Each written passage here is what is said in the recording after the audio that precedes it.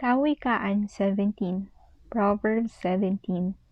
Sinusubok ng Panginoon ang mga puso.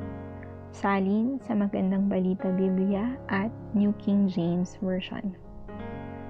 Di hamak mas mabuti ang kakaunting pagkain na payapa ka, kaysa ang isang bahay na puno nga ng pagkain, ngunit may pagtatalo at alitan. Ang isang matalino at marunong na alipin ay mas bibigyang pabor kaysa isang anak na lalaking nagdadala ng kahihiyan. Makikibahagi siya sa pamana ng mga magkakapatid. Ang pagpapadalisay gamit ng apoy ay para sa pilak at ginto, ngunit ang Panginoon sumusubok ng puso. Ang isang masamang tao ay hihingi ng payo at salita mula sa sinungaling na tao. Ang isang sinungaling na tao ay nakikinig maigi sa mapanakit na dila. Ang taong nanlalait ng mga mahihirap ay sumusuway at sumusumbat sa kanyang tagapaglikha. Siya na nagagalak sa mga pangyayaring nagdadala ng kapahamakan at paghihirap sa iba ay hindi makakalampas ng di napaparusahan.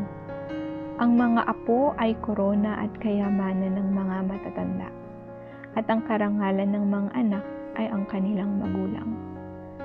Ang matalino at mahusay na pananalita ay hindi umaayon sa isang hangal, at mas hindi umaayon ang sinungaling na dila sa isang marangal. Ang suhol ay parang isang mahalagang bato sa mata ng nagmamay-ari. Saan man siya bumaling, siya ay pagpapalarin. Siya na tumatakip at nagpapatawad ng kamalian at kasalanan ng iba ay naghahanap at makakahanap ng pagmamahal. Ngunit siya na umuulit at nagpapalaki ng kasalanan ay nagpapahiwalay ng magkakaibigan. Ang matalino ay natututo sa isang salita, ngunit ang mangmang ay hindi natututo hampasin man siya ng 100 beses.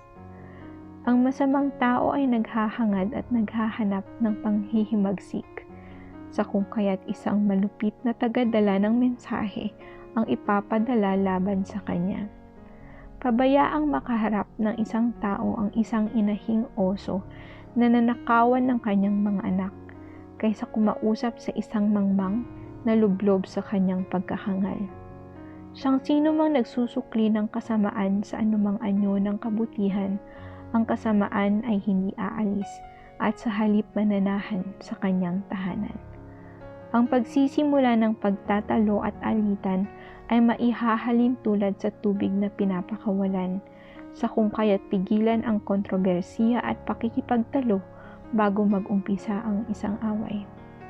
Ang taong pinagtatanggol ang mga masasama ay katulad ng taong sumusumpa sa mga makatarungan at makatwiran.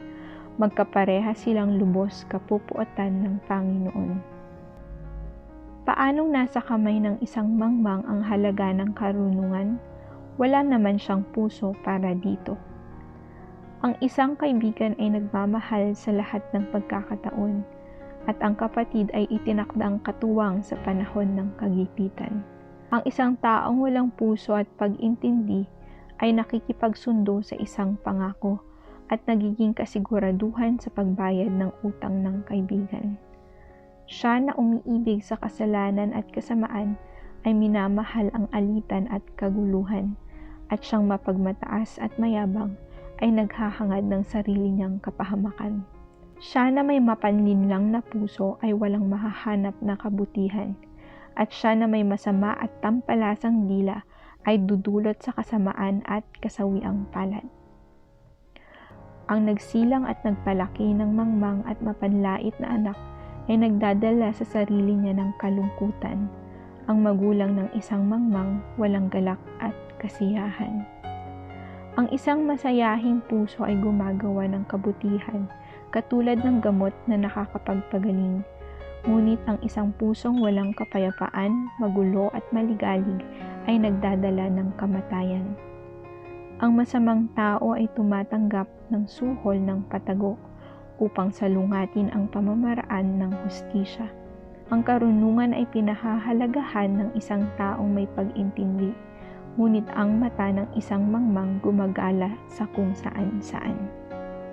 Ang mangmang na anak ay kinaluluksan ng kanyang ama, at malalim na galit at sama ng loob sa kanyang ina na nagsilang sa kanya.